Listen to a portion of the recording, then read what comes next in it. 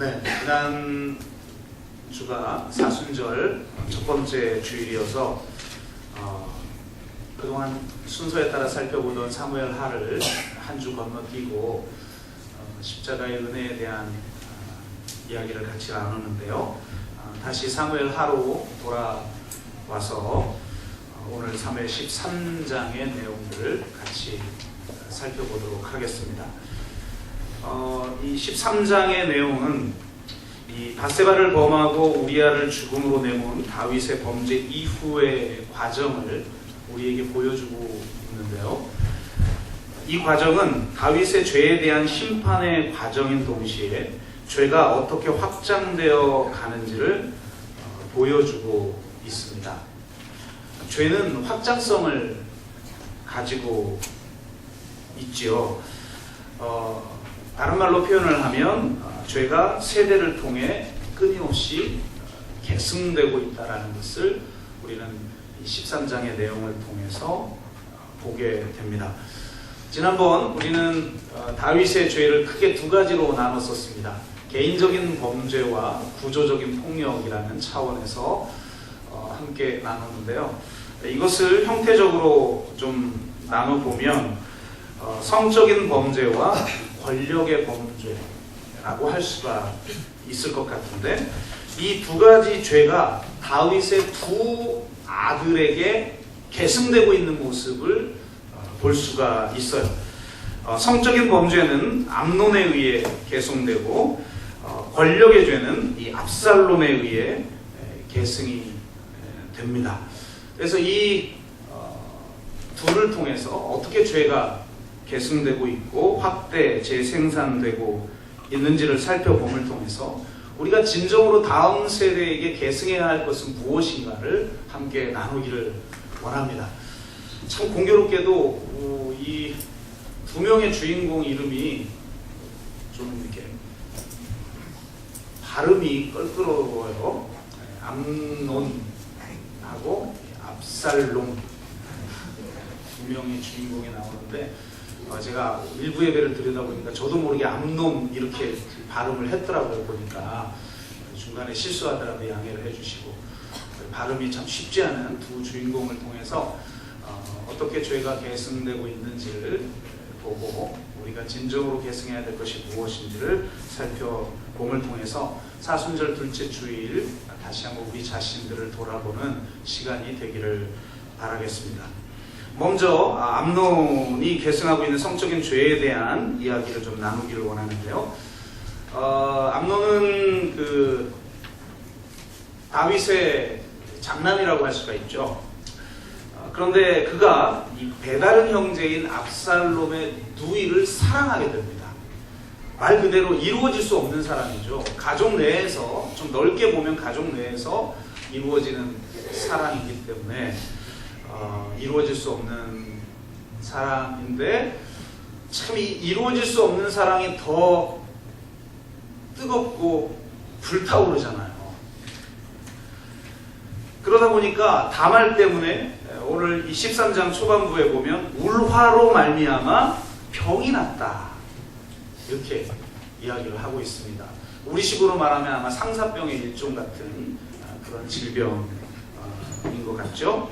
찾아온 친구 요나답이 사정을 듣고 나서 해법을 제시합니다. 근데 이 해법이 참 좋지 않은 해법이죠.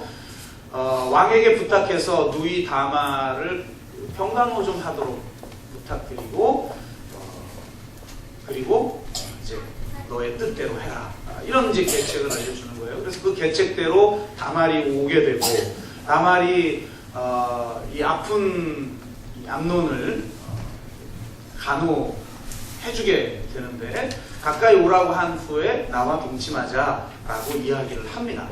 그러니까 이 다말이 간절하게 거절하면서 이렇게 이야기하죠.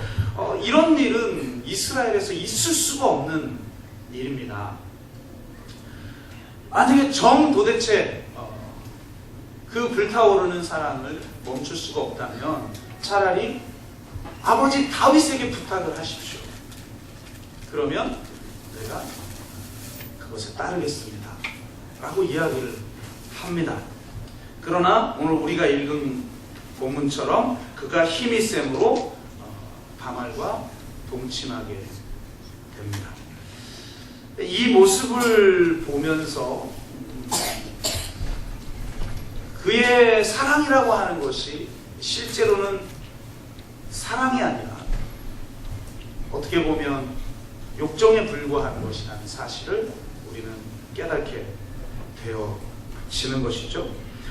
욕정은 철저히 자기 중심적이어서 타인의 필요나 욕구나 의견을 무시하고 오직 자기의 필요와 욕구만 중요시 여기며 그것을 채우기 위해서 상대를 수단화하는 사랑이라고 할 수가 있습니다. 오직 소유하고 취하고 누릴 뿐이지 상대의 인격과 상대의 욕구와 상대의 요구와 그의 자유를 인정해주지 않는 사랑이라고 할 수가 있죠. 이건 사실은 사랑인 것처럼 보이지만 사랑이라고 할 수 없는 사랑이죠. 우리는 겉으로 볼 때 막 뜨거운 열정을 우리에게 불러일으키면 그게 이제 사랑이라고 자꾸 착각을 한단 말이에요. 그러나 진정한 사랑은 내 욕구와 내 만족과 내 유익을 구하는 것이 아니죠. 상대의 필요가 무엇인지, 상대의 요구가 무엇인지, 그리고 그의 의견이 무엇인지를 존중하고 그의 자유를 인정해주는 그런 사랑이 되어야 한다는 것입니다. 이번에 저희가 대신방을 다시 시작하면서 여러 가정을 방문하게 됐는데요. 이런저런 이야기를 나누면서 나온 이야기들이 좀 있는데요. 사실 대체로 이런 이야기들 많이 나오죠. 제가 이전에 있는 교회에도 그런 사람들이 많이 있었어요. 남편이 교회를 다니지 않으니까 이렇게 교회에서 뭘 하려고 해도 하기가 좀 어렵고, 특히 이제 저희도 오늘부터 1주차 셀 양육을 시작하잖아요. 5주 하고 나서 1박 2일 내적 치유 수양회를 가게 되는데 못 오는 분들이 참 많아요. 남편이 반대를 해서. 물론 진짜 도저히 어떤 상황을 조정하려고 해도 조정이 불가능한 분들도 계시긴 하죠. 근데 많은 경우는 조금만 조정해도 가능한데 1박 2일 정도의 시간을 내주지 않는 거예요. 어떻게 여자가 감히 1박 2일을 집 밖에서 보내느냐? 어떻게 애들을 놔두고 1박 2일을 집 밖에서 보내느냐? 이러면서 거절하는 거죠. 그래서 제가 진짜 그런 분도 봤어요. 너무너무 은혜 받기를 사모하는데 남편이 반대를 하니까 그럼 도장 찍자. 그리고 세상에 강적이세요. 진짜 이혼 서류 딱 갔다 와서도 내가 이게 가는 것에 대해서 반대하는 마음이 들면 도장 찍읍시다. 삶이 예비되어 있는 사람도 아닌데 그러고 온 사람도 제가 보고 그러는데요. 가끔가다 이렇게 진짜 강 큰 남자들이 좀 있다는 거죠. 여자가 감히 또 어떻게 아이들을 놔두고 이러면서 내 배우자의 욕구와 필요와 의견을 인정해주지 않고 그의 자유를 인정해주지 않는 그런 모습들이 얼마나 많이 있는지 몰라요. 근데 참 모순적인 것이 1박 2일 다녀올 자유는 인정해주지 않는데 신기한 건 신앙을 거절할 자유는 서로 인정해주자고 이야기한다. 그래서 가끔 가다가 우리 청년들 중에 믿지 않는 사람과 사귀는 청년들이 와서 신앙에 대한 고민을 이야기하는 때가 많이 있잖아요. 근데 꼭 그 남자들이 그렇게 얘기한다는 거예요. 우리 다른 건 다 좋은데 종교에 대해서는 서로를 인정해주자. 그래서 내가 교회 안 나가는 것에 대해서, 내가 나가는 것은 내가 막지 않겠는데 나에게 나가라고 요구하라 하지 마라, 이렇게 이야기하는 분들이 많이 있다는 거예요. 근데 이제 청년들이 종종 저한테 상담하러 오면 제가 그런 이야기를 해줘요. 정말 그 남자가 너 사랑한대? 일단 눈이 지금 삐어있기 때문에 사랑하는 것처럼 보이죠. 그러니까 얘 사랑해요. 진짜? 여러분 보세요. 암논이 사랑했겠죠. 다말을. 사랑했을까요? 사랑일까요? 너무 뜨거운 불타오르는 사랑으로 사랑을 했겠죠. 그런데 보세요. 그를 강제로 취하고 나서 어떻게 됐어요? 이전의 사랑보다 다말을 미워하는 미움이 더한지라. 우리는 불타오르는 사랑, 그런 에로스적인 사랑, 그런 낭만적인 사랑 부러워하죠. 또 영화에서 보면 뜨겁게 서로를 사랑하는 사랑 굉장히 감동받고 보죠. 그런데 진짜 그게 사랑일까?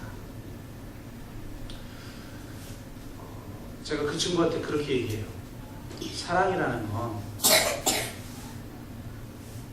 내가 정말 사랑하는 그 대상의 인격을 존중하고 그의 의견과 그의 필요와 그의 가치를 인정하고 그에게 자유를 줄 뿐만 아니라 바로 그가 소중히 여기는 것들을 실현할 수 있도록 섬겨주는 것, 그게 사랑이다. 무슨 뜨겁게 암론처럼 뜨겁게 불타오르는 무슨 이런 사랑이 사랑인 걸로 다 착각해가지고 그것에 다 입어놓대. 생각해 보세요. 신앙이라는 건 사실 무서운 거예요. 예수님이 그런 말씀하시잖아요. 너의 남편과 너의 아내와 너의 자녀와 너의 부모보다 나를 더 사랑하는 것은 진정으로 나를 사랑하는 것이 아니며 내 제자가 될 수 없다. 이게 신앙이잖아요. 그러면 이거는 어떻게 보면 인간적 사랑의 가치보다 더 절대적 사랑, 어떤 절대적 가치, 그걸 말해주는 거예요. 그런데 내가 내 목숨보다도 더 가치 있게 여기는 어떤 것이 있는데 나를 사랑하는 사람이 그것에 관심 갖지 않고 그것을 나에게 강요하지 말라고 그러고, 그게 과연 사랑일까?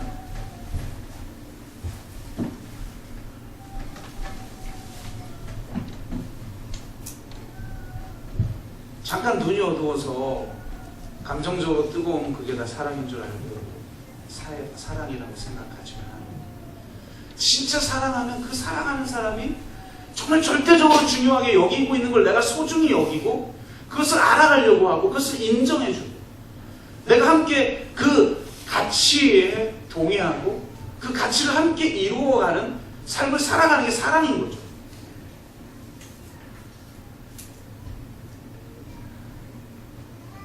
그러니까 너를 사랑하는 게 아닐 수도 있어. 이게 골치 아파지기 시작하는 거죠. 사랑이라는 것은 자기의 유익을 구하고 자기 만족을 추구하는 게 아니에요. 자기의 이기적 사랑을 정당화하는 지식들이 존재해요. 그 지식들을 깨트리는 게 사랑이죠. 자기가 그런 지식에 물들어 있다면 사랑이 그 지식을 깨트리도록 해야 합니다. 그래서 사랑은 아픈 거예요.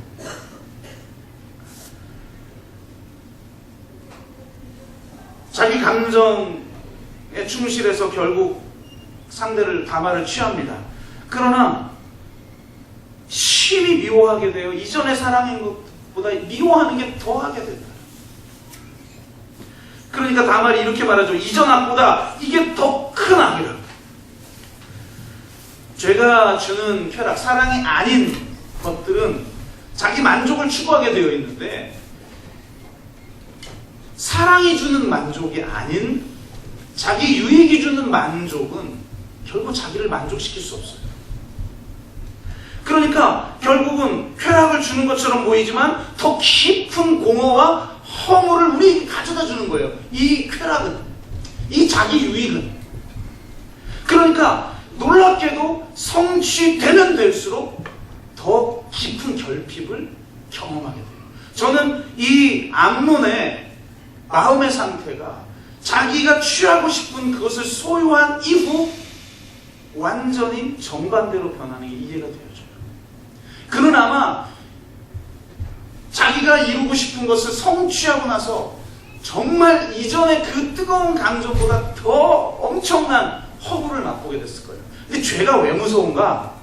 그 허무의 책임을 누구에게 돌리냐면 자기가 사랑했던 사람에게 돌리게 돼 있어요. 그래서 그에게 책임을 돌리고 그를 정죄하고 결국 미워하게 되죠. 그러니까 미운 거예요. 이 피해자인 다말은 그냥 내 힘이 없어서 당한 것 뿐인데 이제는 증오의 대상자가 되어버려요. 그래서 종을 통해서 직박사투로 쫓김을 당해버려요.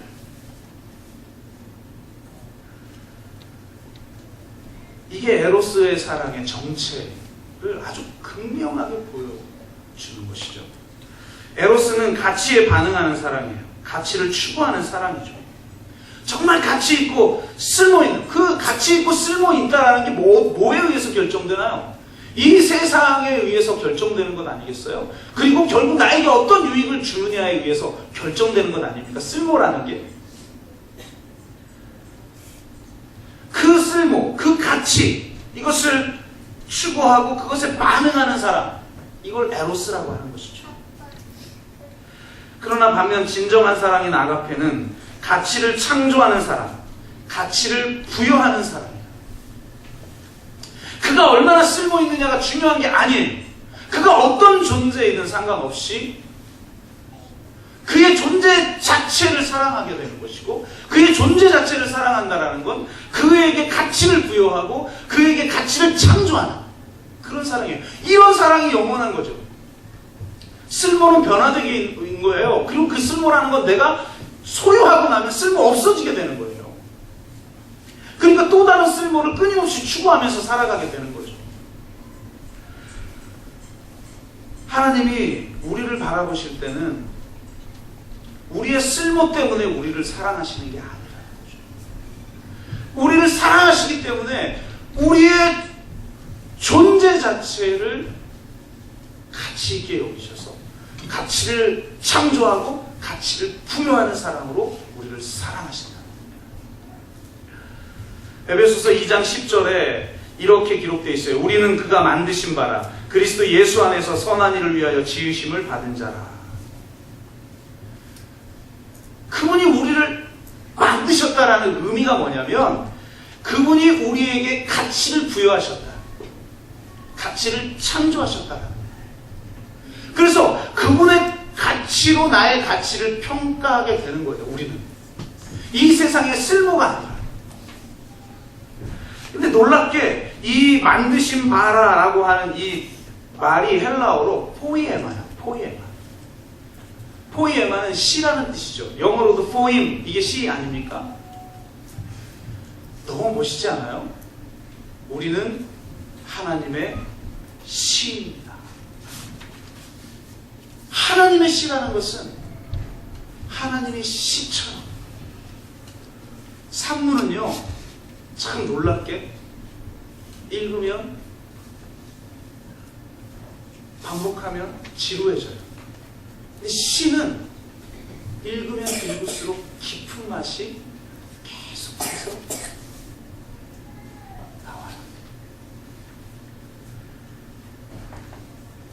우리나라 말에 시답다는 말이 있어요.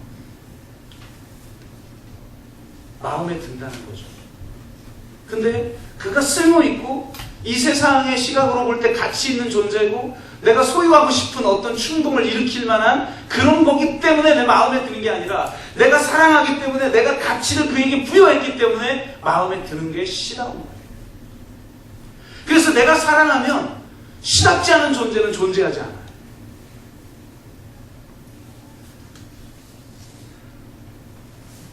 모두가 시처럼 아름다운 존재가 내가 가치를 부여했기 때문이죠. 그럼 어떻게 가치를 부여하는가? 우리는 그냥 마음속으로만 가치를 부여하면 가치 부여가 되나요? 그렇게 되지 않아요. 사랑은 요즘 유행하는 용어로 움직이는 겁니다. 사랑은 내어주는 거예요. 아가페 사랑은 자기를 내어주는 사랑을 통해 그 사랑의 대상을 가치 있게 만드는 거예요. 이걸 사랑이라고 말하는 거예요. 감정이 뜨겁고 그거 얼마 안 가요. 생물학적으로 1년 6개월이면 그 감정 끝난다고 해요. 진짜 사랑은 자기를 내어줌을 통해서 상대를 가치 있게 만드는 거예요. 좀 더 정확하게 말하면 자기를 내어주는 고통을 감내하는 거예요, 사랑은. 그래서 진정한 사랑이야말로 성육신적 사랑이고 케노시적 사랑이고 자기 비움과 자기 부정의 사랑인 것입니다. 하나님과 동등됨을 취할 것으로 여기지 아니하고 자기를 비워, 케노시스죠. 자기를 비워 종의 형체를 입고 죽기까지 순종하셨다. 여러분, 케노시스는 아픕니다. 근데 놀라운 것은 진정한 행복, 진정한 복이 어디서 오는지 알아요? 자기를 내어주는 고통에서. 사람들이 자꾸 착각하는 거예요. 쾌락에서 올 줄 알고 즐거움에서 올 줄 알고. 그래서 끊임없이 그걸 만족시키려고 내가 사랑하는 대상마저도 수단화해요. 근데 정작 소유하고 나면 미워하는 마음이 사랑하는 것보다 더 커지게 만듭니다. 그런 거예요. 우리를 사랑하는 하나님의 열정은 하나님의 고통을 낳습니다. 영어로 패션은 열정인 동시에 고통이에요. 하나님의 패션, 하나님의 열정은 반드시 하나님의 고통, 하나님의 패션을 낳아요. 하나님의 사랑이 왜 십자가로 귀결될 수밖에 없었는가? 진정한 사랑은 자기를 내어주는 고통을 감내하는 사랑이기 때문에 십자가를 통해 드러날 수밖에 없는 거예요. 성육신을 통해서 드러날 수밖에 없는 거예요. 이 사랑이 우리를 가치 있게 만드는 것이고 우리를 포이에마 만드는 것이죠. 우리가 그런 사랑을 맛본 자들 아닙니까? 그래서 우리도 그 사랑을 알기 때문에 이 사랑으로 사랑하려고 하죠. 데미안 신부라는 사람이 있어요. 하와이의 몰로카이 섬에 나병 환자들을 섬기다가 하나님의 부름을 받은 분인데 누구도 돌보려고 하지 않는 나 환자들을 위해서 그가 헌신을 합니다. 근데 아무리 헌신을 해도 이 사람들이 마음을 열지 않는 거예요. 당신이 우리를 사랑한다고 하지만 당신은 우리의 고통을 모르지 않느냐. 당신은 정상인 아니에요. 우리는 나병 환자들이고. 그러니까 아무리 노력을 해도 안 되는데 그럼에도 불구하고 헌신적으로 그들을 섬기다가 결국은 나병이 그에게 옮겨지게 됩니다. 뜨거운 물에 발을 담그는데도 감각이 없는 걸 깨닫고 자기가 나병이 걸렸다라는 걸 깨달아요. 근데 그가 자기가 나병이 걸렸다라는 걸 깨닫고 나서 이렇게 고백을 해요. 하나님께서 나 환자들을 구원하시기 위해 나와 그들을 일치시키셨다. 그는 나 환자들의 고통과 자기를 일치시키는 사랑으로 그들을 사랑합니다. 그래서 그가 나병에 걸렸다는 소식을 알고 그럼에도 불구하고 자기들을 포기하지 않고 끝까지 사랑하는 것을 보고 나병 환자들이 마음을 열기 시작하고 수천 명의 나병 환자들이 주께로 돌아오는 역사가 일어납니다. 사랑은 내 만족을 구하는 것이 아니라 상대를 내 뜻대로 통제하고 부자유하게 만드는 것이 아니라 그의 필요가 무엇인지, 그의 요구가 무엇인지 인정하고 사랑하고 자신을 내어주는 것입니다.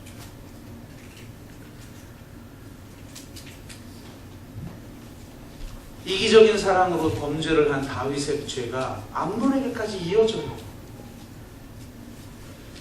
우리는 더 이상 암논 같은 그런 이기적 사랑의 모습을 우리 다음 세대에게 전수해주면 안 돼요. 진정한 사랑, 자기를 내어주는 과정 속에서 겪는 고통을 감내하는 사랑, 그래서 그걸 통해서 상대에게 가치를 부여하는 사랑, 그런 사랑의 모습을 다음 세대에게 보여주시는 저와 여러분 되시기를 주의 이름으로 축복합니다.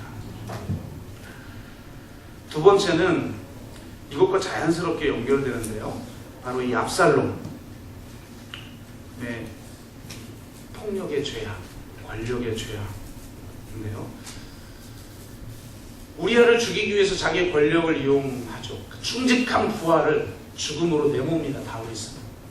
이러한 범죄가 어떻게 극단적으로 그 다음 세대에 전수되는지를 한번 보세요. 누이 다말이 암논에게 당하고 나서 돌아와 옵니다.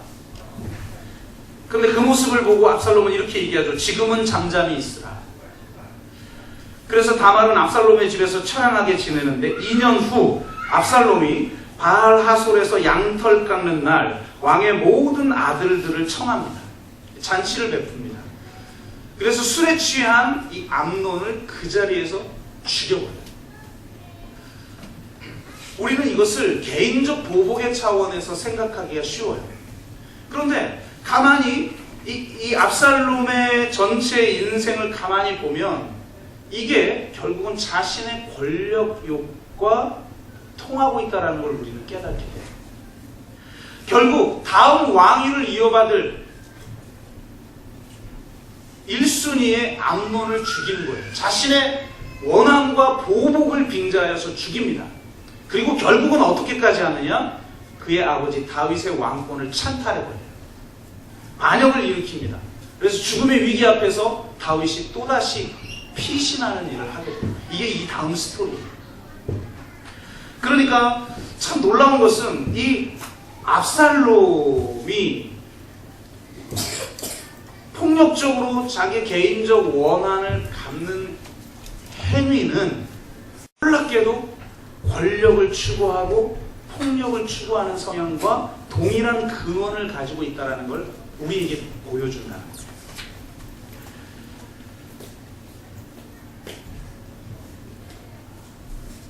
미국인들은 파워라는 단어와 포스라는 단어를 좀 구별했었습니다. 파워는 내면적 자유에서 나오는 사랑의 힘이에요. 마치 매력처럼 자연스럽고 자발적인 존경과 순종을 만들어내죠. 억지가 없고 저항이 없이 감화시키는 능력이라고 할 수가 있어요. 나도 자유롭지만 상대도 자유롭게 해야 하는 거예요. 그런데 그런 자유로움 가운데서 자발적 복종을 만들어내는 힘, 이게 파워예요. 이게 사랑의 힘이죠. 포스는 뭐냐? 부자유에서 나오는 강제하는 힘이에요. 저항을 불러일으키고 심지어는 그 저항을 굴복시키는 힘이에요. 이게 바로 권력을 추구하는 압살롬이 가지고 있는 내면의 추구를 말하고 있어요. 권력에 대한 욕망은 파워에 대한 욕망이 아니라 바로 이 포스에 대한 욕망이죠.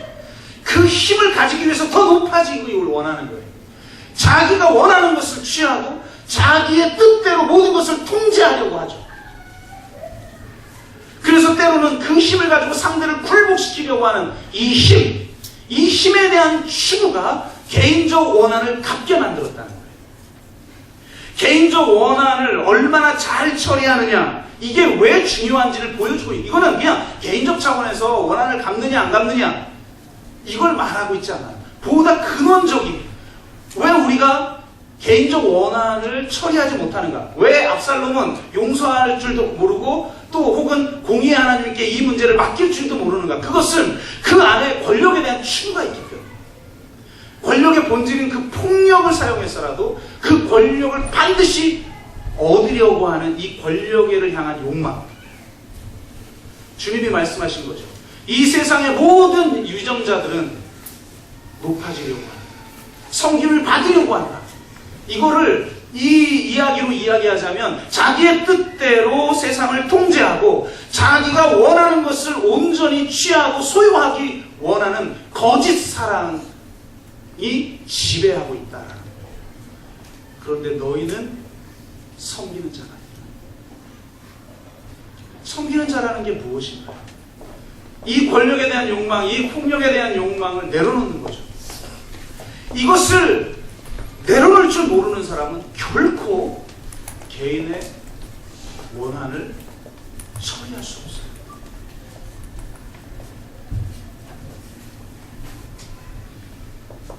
개인적 원한을 넘어서지 못하는 사람은 결국 권력과 이 폭력의 문제를 결코 해결할 수 없다는 것을 압살롬을 통해서 우리에게 보여주죠. 그리고 바로 그 권력을 추구하는 그 마음, 그 욕망, 거짓된 욕망, 이 욕망이 다윗이 성취한, 이전에 우리가 몇 주 전에 살펴봤죠. 공평과 정의의 나라.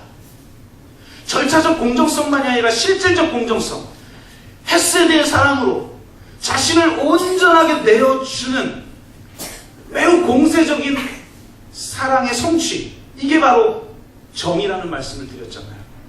그것을 이룰 수가 없는 거예요. 그것이 완전히 지금 무너져 내려버려요. 이 압살롬을 통해서. 보복의 논리는요, 기브앤테이크의 논리예요. 여러분, 굉장히 기브앤테이크가 쿨한 것 같잖아요. 내가 이만큼 줬으니 너도 나에게 달. 이게 세상이 지배하는 원리 아닙니까? 놀랍게 이렇게 세상을 지배하는 이 논리가 보복을 가능하게 만들어요. 이 보복의 논리는, 이 계산의 논리는 결코 이 계산의 논리를 넘어서는 은혜, 이 계산의 논리를 넘어서는 사랑을 불가능하게 만듭니다. 그래서 결국 진정한 사랑을 불가능하게 만들고 공평과 정의도 불가능하게 만들어요. 여러분, 제가 욥기 강해하면서 그런 말씀을 드렸어요. 하나님의 전능성은 내가 무엇이든지 할 수 있는 전능성이 아니다. 아니, 무엇이든지 할 수 있는 전능성을 가졌다면 왜 세상이 이 모양이냔 말이에요, 도대체. 그럼 하나님에게 책임이 있는 거 아닌가요? 세상이 이 모양이면? 뭐든지 할 수 있는데 왜 안 하셔요? 왜 나는 암에 걸리고, 왜 나는 죽음을 앞에 두고, 왜 악은 이렇게 평만하고, 왜 이런 파괴적인 고통들이 세상에 만연하죠? 성경에서 말하는 하나님의 전능성은 무엇이든지 할 수 있는 전능성을 말하는 것이 아니라 사랑의 전능성. 사랑 때문에 약해질 수 있는 전능성이에요. 사랑 때문에 자기를 온전하게 내어주는 고통을 감내하는 전능성이에요. 쓸모와 그 가치와 상관없이 내가 사랑하기 때문에 약해지는 거죠. 섬길 수 있는 거죠. 저는 예수님의 십자가 사건에서 가장 위대한 장면은 1, 2장면이라고 저는 생각을 하는데요. 예수님이 겟세마네 동산에서 참 땀방울이 핏방울이 되도록 기도하죠. 여러분, 정말 이렇게 기도해 보셨어요? 이렇게 기도해 보셔요. 그래야 도저히 내가 넘어설 수 없는 어떤 한계를 넘어서요. 그냥 고민만 해가지고는, 평범한 기도로는 돌파해낼 수 없어요. 그분이 그 겟세마네 겟세마네 동산에서 무엇과 싸웠을까 도대체? 보니까 예수님이 하나님, 이 십자가의 잔, 이 진노의 잔을 내게서 지나가게 해달라. 너무나 고통스러운 십자가인 거죠. 이 진노의 잔은 하나님의 진노를 자신이 완전히 다 받아들여야 되는 거예요. 그러니 하나님, 이 잔을 마시는 거 말고 다른 방법이 있다면 그렇게 해주세요.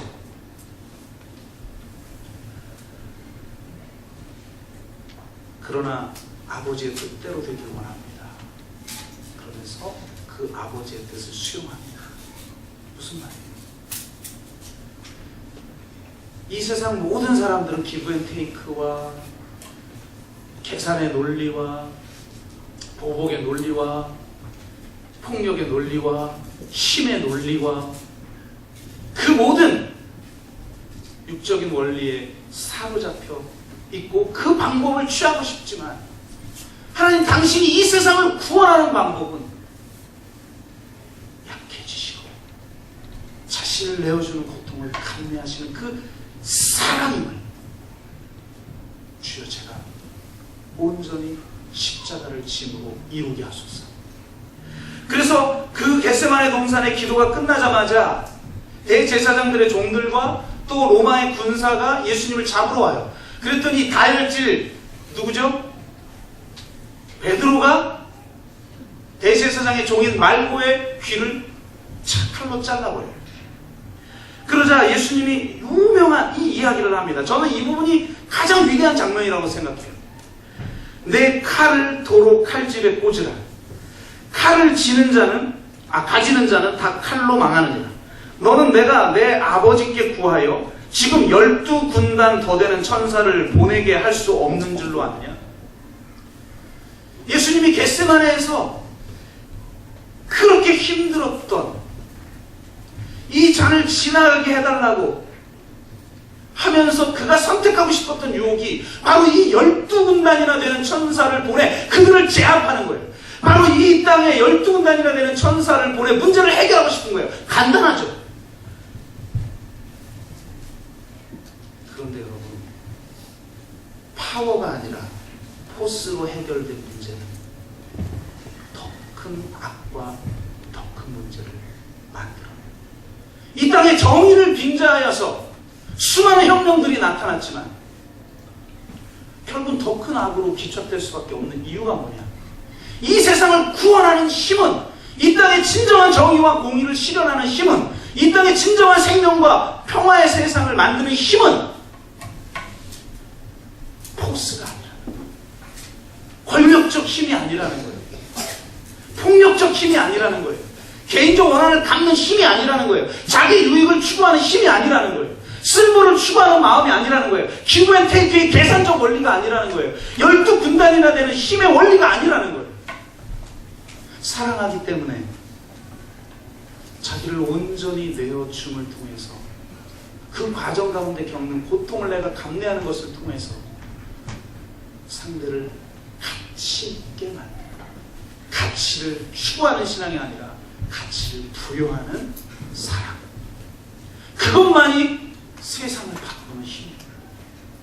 내가 어떻게 변했습니까? 여러분, 도저히 해결할 수 없는 죄들이 얼마나 많이 있나요? 저도 진짜 도저히 해결되지 않는 죄가 있었어요. 하나님, 정말 어떻게 내가 이럴 수 있습니까? 어떻게 이런 내가 목회를 할 수 있습니까? 그렇게 하나님 앞에 처절하게 기도할 때 하나님의 사랑을 경험하게 되고, 이 세상의 논리가 아닌 은혜의 원리로 나를 절대적으로 사랑하신 예수 그리스도의 사랑을 경험합니다. 그 사랑이 죄를 이기게 했어요. 그분이 나타나셔서 너는 이제 그 죄를 이겼노라, 그렇게 말씀해 주시자 그렇게 피 터지게 노력해도 되지 않던 죄를 이길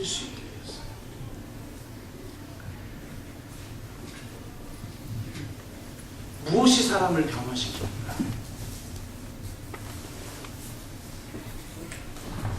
포스가 아니에요. 상대를 제압하는 힘이 아니에요. 자기를 내어주는 힘이요. 약함의 전능성이에요. 그를 위로 끌어올리는 힘이 아니라 그의 자리까지 내려가는, 그의 고통과 일치시키는 사람, 그 사람만이, 그 십자가의 약함과 그 어리석음만이 이 세상을 구원하는 능력인 줄로 믿습니다. 그런 사람으로 이 세상을 변화시켜 나가고 여러분의 가정을 사랑의 공동체로 세워나가고 이 공동체를 사랑의 공동체로 세워나가는 저와 여러분 되시기를 주의 이름으로 축원합니다. 우리 한번 같이 기도합시다.